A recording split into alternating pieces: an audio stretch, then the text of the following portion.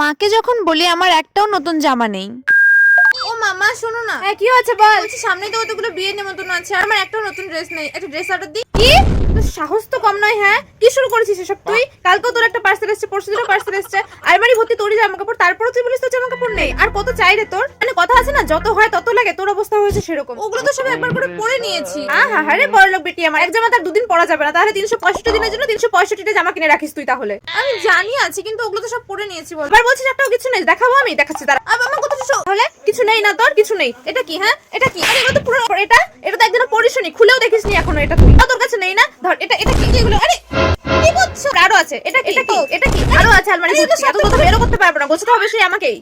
একটাও তো ধরে দেখবি না। তারপরে বলছে তোর জামা নেই, তুই অর্ডার দে শুধু এবার। বুঝবি পারবো না আমি এগুলো। যাও। নিজে কাজ করার জন্য কি ভেবেছিস তুই? টাকা পয়সার কোনো মায়া দয়া নেই? তারপরে যা খুশি তাই করে যা। আরো দেখাবো বল? না লাগবে না আমার কিছু। অর্ডারটা দে শুধু আজকে।